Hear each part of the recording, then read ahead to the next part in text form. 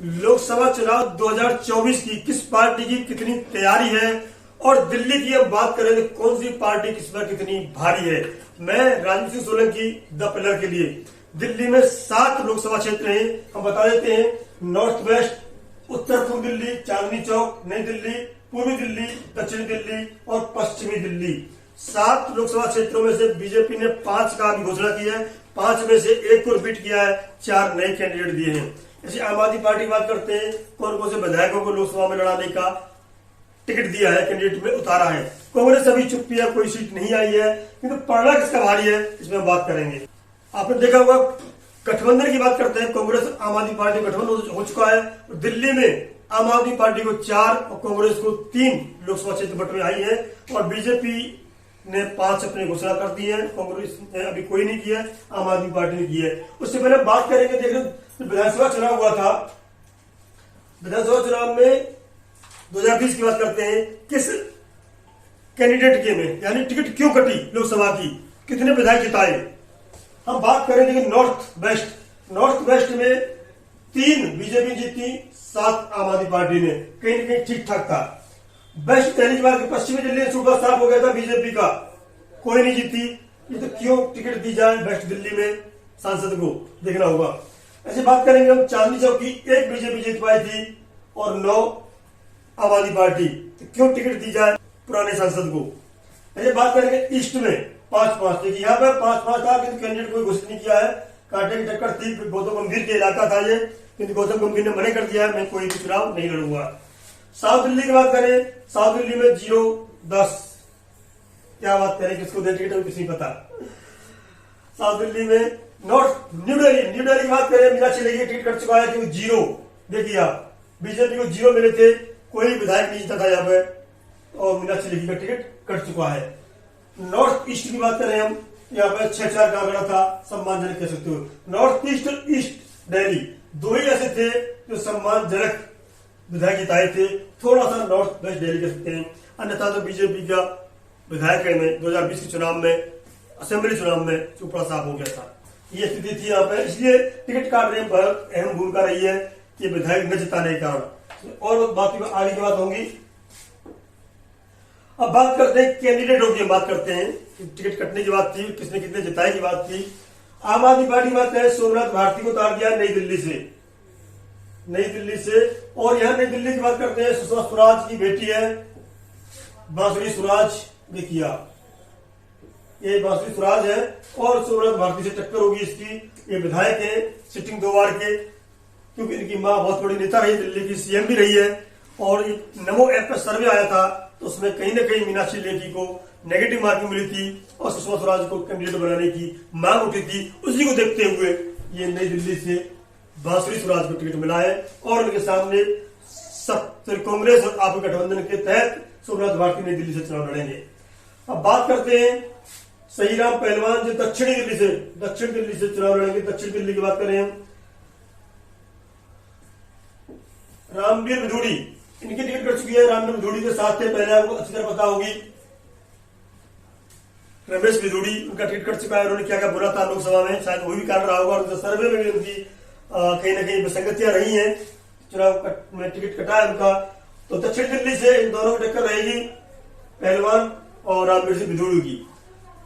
कुलदीप कुमार पूर्वी दिल्ली से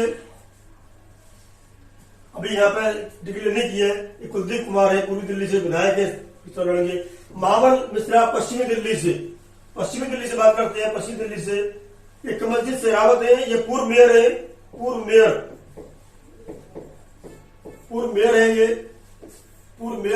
और इनकी टक्कर होगी मावल मिश्रा से। ये पूर्वांचल के बड़े नेता हैं, ये जाट नेता हैं और यहाँ प्रवेश वर्मा की टिकट काट कर टिकट मिली है और दोनों की अच्छी खासी टक्कर देखने को मिलेगी।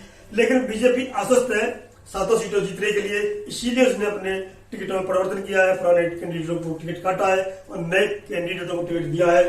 इस आंकड़े से लगता है कहीं ना कहीं, देखिए मनोज तिवारी है, आपके मनोज तिवारी को वही की वही उत्तर पूर्वी दिल्ली से टिकट दिया है। कांग्रेस ने पत्ते नहीं खोले, कांग्रेस की 3 टिकट अभी आने बाकी है और 2 बीजेपी की टिकट आने बाकी है। इनका भी उत्तर पूर्वी दिल्ली से, क्योंकि अकेले इन्हीं को रिपीट किया गया है, अभी उनका ठीक ठाक है, मतलब कई तरह से नेता हैं और कवि हैं, गायक हैं और एक्टिंग भी करते हैं। कई विधाओं में पारंगम होने के साथ साथ क्षेत्र में पकड़ है और चुनावी सर्वे में इनका ठीक ठाक पास के मार्क आ गए थे, इसलिए इनको नहीं बदला है, बाकी सबको बदल दिया है। चांदनी चौक से प्रवीण खंडेलवाल और कांग्रेस को किसको तारती है, ये देखने वाली बात होगी। इनकी टक्कर रही है आपस में। चलते आगे नेक्स्ट में एमसीडी 2022 में चुनाव हुआ था तो वहां क्या गणित रहा था, उस गणित के आधार पर देखेंगे आप कितनी सीटें मिल सकती हैं। ऐसे हम बात करेंगे 2019 की लोकसभा चुनाव की, दोनों कंपेयर करके देखते हैं। ये बता दो आपको, लोकसभा में अलग गणित होता है लोकसभा में, और विधानसभा एमसीडी में अलग गणित होता है, बिल्कुल अलग चुनाव होता है, इसमें कोई कंपेयर नहीं है। फिर भी मोटा मोटा देख लेते हैं हम। आप देखिए 2017 को हटा देते हैं हम, 22 की बात करते हैं 2022 की। आम आदमी पार्टी को 42% वोट मिले थे, 42, बहुत बड़ा मार्जिन आम आदमी पार्टी को। बीजेपी को 39, कांग्रेस को 11%। अब इससे पहले बात करें 2019 की बात करें, 2019 की बीजेपी को 56%। आप बताइए, मोर देन 50% सीट वोट मिल गया बीजेपी को, मोर देन 50%, तो बाकी क्या जरूरत है किसी को लड़ने की। इन दोनों का कांग्रेस को 22 और उनको 1 मिला भी लिया जाए तब भी नहीं बैठता। इन दोनों को यहां भी मिला लिया जाए एमसीडी में तो कहीं ना कहीं कांग्रेस और आप मिलकर बीजेपी से बहुत आगे है। किंतु एमसीडी का बिल्कुल अलग होता है और लोकसभा चुनाव अलग होता है, दोनों के चेहरे अलग होते हैं। लोकल चेहरे पर लड़ा जाता है और लोकसभा चुनाव राष्ट्रीय चेहरे पर लड़ा जाता है, राष्ट्रीय परिदृश्य में लड़ा जाता है। इसलिए कहीं ना कहीं बीजेपी मोर देन 50% वोट पाने में सफल रही दिल्ली में दोनों बार। लोकसभा चुनाव अलग मुद्दों पर लड़ा जाता है, विधानसभा चुनाव और एमसीडी चुनाव अलग मुद्दों पर लड़े जाते हैं। इसी को ध्यान में रखते हैं। दिखा जाते हैं आपको, देखिए यह विधानसभा 2015 की बात करेंगे हम। यहाँ पे 70 सीटों में से वोट शेयर आम आदमी पार्टी का 54% था और बीजेपी का 32 शेयर मात्र। और जब 19 आते आते जब बात आती है 19 में, देखिए आप बीजेपी की 57% हो गया और आम आदमी पार्टी का 18%, कांग्रेस का 22। जब यहां कांग्रेस का 9% है। अलग देखिए, विधानसभा में कांग्रेस का 9 है, लोकसभा में 22 और आम आदमी पार्टी का 54 विधानसभा में। लोकसभा में आते आते उल्टा जाता है, बीजेपी का 57, कांग्रेस का 22 और आम आदमी पार्टी का 18%। इतना परिवर्तन, बड़ा परिवर्तन हो सकता है क्योंकि अलग अलग मुद्दों पर लड़ा जाता है, लोकसभा, विधानसभा और एमसीडी। ये गणित था इनका। लोकसभा में चुनाव बिल्कुल अलग स्थिति होती है, 2024 में जो लोकसभा चुनाव होगा वो बिल्कुल अलग स्थिति में होगा। अब बात करते हैं वोटर्स की।